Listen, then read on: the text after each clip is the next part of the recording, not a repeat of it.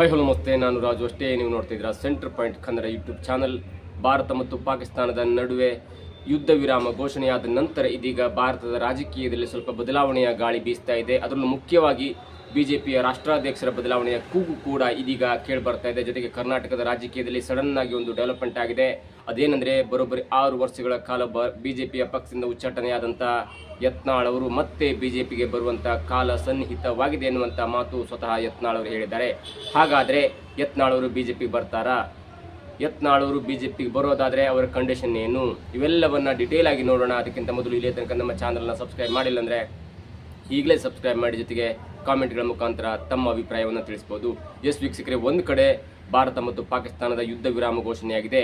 ಆ ಯುದ್ಧ ವಿರಾಮದ ಕ್ರೆಡಿಟ್ ಯಾರು ತಗೊಂಡ್ರೂ ಪರವಾಗಿಲ್ಲ, ಆದರೆ ಎರಡೂ ದೇಶಗಳ ನಡುವೆ ಶಾಂತಿ ಆಗಬೇಕು ಎನ್ನುವುದು ಅನೇಕರ ಅಭಿಪ್ರಾಯ ಕೂಡ ಆಗಿತ್ತು. ಮತ್ತು ಭಾರತದ ದಾಳಿಗೆ ಹೆದರಿದಂಥ ಪಾಕಿಸ್ತಾನ ನೇರವಾಗಿ ಟ್ರಂಪ್ ಅವರಿಗೆ ಕಾಲ್ ಮಾಡಿ ಏನಾದರೂ ಮಾಡಿ ನೀವು ಯುದ್ಧ ವಿರಾಮವನ್ನು ಮಾಡಬೇಕೆನ್ನುವ ಕಾರಣಕ್ಕಾಗಿ ಟ್ರಂಪ್ ಮಧ್ಯಸ್ಥಿಕೆಯನ್ನು ವಹಿಸಿ ಭಾರತಕ್ಕೆ ಮನವರಿಕೆ ಮಾಡಿಕೊಟ್ಟು ಇದೀಗ ಭಾರತ ಮತ್ತು ಪಾಕಿಸ್ತಾನದ ನಡುವೆ ಯುದ್ಧ ನಿಂತುಬಿಟ್ಟಿದೆ.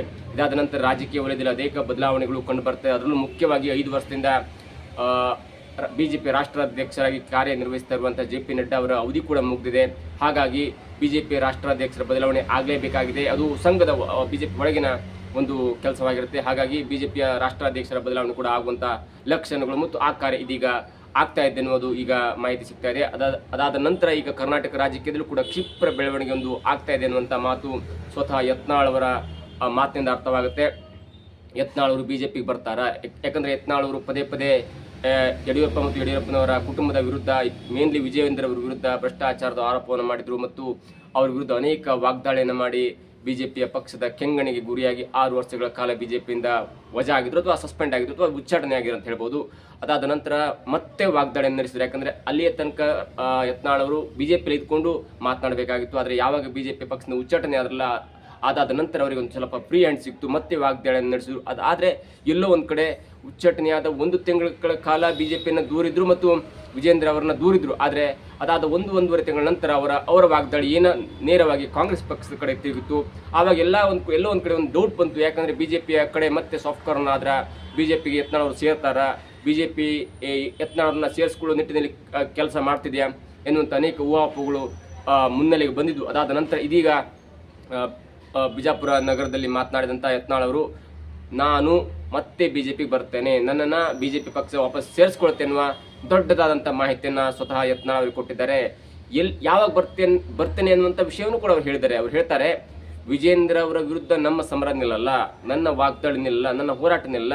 ಯಾವಾಗ ಬಿಜೆಪಿಯ ಈಗಿನ ಅಧ್ಯಕ್ಷರಾಗಿರುವಂಥ ವಿಜೇಂದ್ರ ಅವರು ಆ ಸ್ಥಾನದ ಕೆಳಗಿಳ್ತಾರಲ್ಲ, ಅದಾದ ನಂತರ ಬಿಜೆಪಿ ನನ್ನನ್ನು ಕರೆಸ್ಕೊಳ್ಳುತ್ತೆ.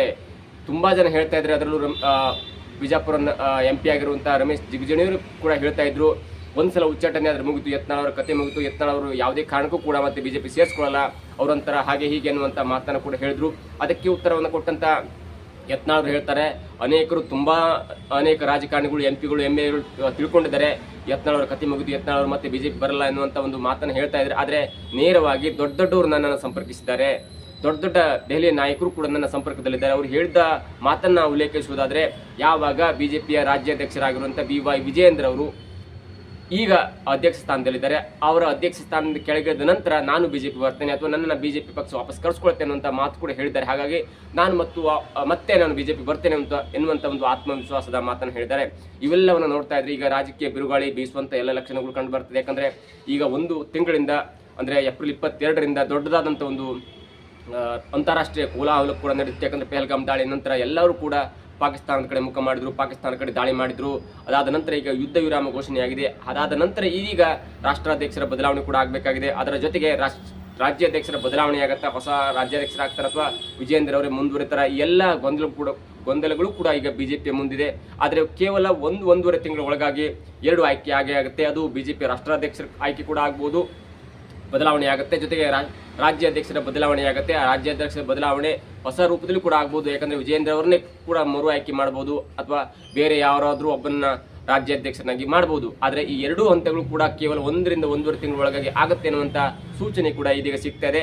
ಆ ನಿಟ್ಟಿನಲ್ಲಿ ಒಂದು ವೇಳೆ ವಿಜೇಂದ್ರ ಅವರು ಕೆಳಗಿಳಿದ್ರೆ ಅಥವಾ ವಿಜೇಂದ್ರ ಅವರನ್ನ ಬಿಜೆಪಿಯ ಹೈಕಮಾಂಡ್ ಏನಾದರೂ ಕೆಳಗಿಳಿಸಿದ್ರೆ ಮತ್ತೆ ಯತ್ನಾಳ್ ಅವರು ಸ್ವಲ್ಪ ಮತ್ತೆ ಅವರು ಮುನ್ನೆಲೆ ಬರ್ತಾರೆ, ಮತ್ತೆ ಅವರು ಬಿಜೆಪಿ ಬರುವಂತ ಎಲ್ಲ ಲಕ್ಷಣಗಳು ಕೂಡ ಕಂಡು ಬರ್ತದೆ. ಆದ್ರೆ ಈಗ ಸದ್ಯದ ಮಾಹಿತಿ ಪ್ರಕಾರ ವಿಜೇಂದ್ರ ಅವರನ್ನ ಬಿಜೆಪಿ ಪಕ್ಷ ಯಾವುದೇ ಕಾರಣಕ್ಕೂ ಕೆಳಗಿಳಿಸಲ್ಲ ಮತ್ತು 2028 ತನಕ ವಿಜೇಂದ್ರ ಅವರನ್ನೇ ಕೂಡ ಬಿಜೆಪಿಯ ರಾಜ್ಯಾಧ್ಯಕ್ಷರಾಗಿ ಮುಂದುವರಿಸ್ತಾರೆ ಎನ್ನುವಂತ ಅನೇಕ ಮಾತುಗಳು ಕೂಡ ಕೇಳಿಬರ್ತವೆ ಮತ್ತು ಉನ್ನತ ಮಾಹಿತಿ ಕೂಡ ಹಾಗೆ ಹೇಳ್ತದೆ. ಯಾಕಂದ್ರೆ ವಿಜೇಂದ್ರ ಅವರ ಜಾಗದಲ್ಲಿ ಮತ್ತೆ ಅಂತ ಸ್ಟ್ರಾಂಗ್ ಲೀಡರ್ ಯಾರಿದ್ದಾರೆ ಎನ್ನುವುದು ಕೂಡ ಅವರ ಮುಂದಿನ ಆಯ್ಕೆ ಕಗ್ಗಂಟಾಗಿ ಕೂತ್ಕೊಂಡಿದೆ. ಹಾಗಾಗಿ ಒಂದು ವೇಳೆ ವಿಜೇಂದ್ರ ಅವರನ್ನ ಕೆಳಗಿಳಿಸಿದ್ರೆ ಮತ್ತೆ ಯಾರು ರಾಜ್ಯಾಧ್ಯಕ್ಷರಾಗಬಹುದು, ಸಿಟಿ ರವಿ ಆಗ್ಬೋದಾ ಅಥವಾ ಎತ್ತಾಳ್ ಅವರು ಈಗಾಗಲೇ ಹೊರಗೋಗಿದ್ದಾರೆ, ಸಿಟಿ ರವಿ ಬದಲಾಗಿ ಆರೋಸಕ್ ಅವರಾಗಬಹುದು ಅಥವಾ ಹೀಗೆ ಅವರ ಮುಂದೆ ಕೂಡ ಆಯ್ಕೆಗಳು ಕಗ್ಗಂಟಾಗಿ ಕೂತ್ಕೊಂಡಿದೆ.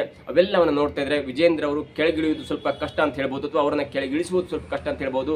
ಆದ್ರೆ ಯತ್ನಾಳ್ ಅವರು ಹೇಳಿದ ಪ್ರಕಾರ, ಅವ್ರಿಗೆ ಸಿಕ್ಕಂತ ಮಾಹಿತಿಯ ಪ್ರಕಾರ, ಯಾವಾಗ ವಿಜೇಂದ್ರ ಅವರು ಬಿಜೆಪಿಯ ರಾಜ್ಯಾಧ್ಯಕ್ಷ ಸ್ಥಾನದಿಂದ ಕೆಳಗಿಳ್ತಾರಲ್ಲ, ಅದಾದ ನಂತರ ನಾನು ಬಿಜೆಪಿ ಬರ್ತೀನಿ ಅಥವಾ ಬಿಜೆಪಿ ಪಕ್ಷ ನನ್ನ ಕರ್ಸ್ಕೊಳ್ತೇನೆ ಅನ್ನುವಂತ ಆತ್ಮವಿಶ್ವಾಸದ ಮಾತನ್ನು ಹೇಳಿದ್ದಾರೆ. ಇವೆಲ್ಲವನ್ನು ನೋಡ್ತಾ ಇದ್ರೆ ಇದೀಗ ಯುದ್ಧ ವಿರಾಮ ಘೋಷಣೆಯಾದ ಬೆನ್ನಲ್ಲೇ ರಾಜಕೀಯ ಯುದ್ಧ ಸ್ಟಾರ್ಟ್ ಆಗುವಂತ ಎಲ್ಲ ಲಕ್ಷಣಗಳು ಕೂಡ ಕಂಡು ಬರ್ತಾ ಇದೆ. ಇದಾಗಿತ್ತು ಇವತ್ತಿನ ವಿಶೇಷ. ನೋಡ್ತಾ ಇರಿ centre point Kannada YouTube channel.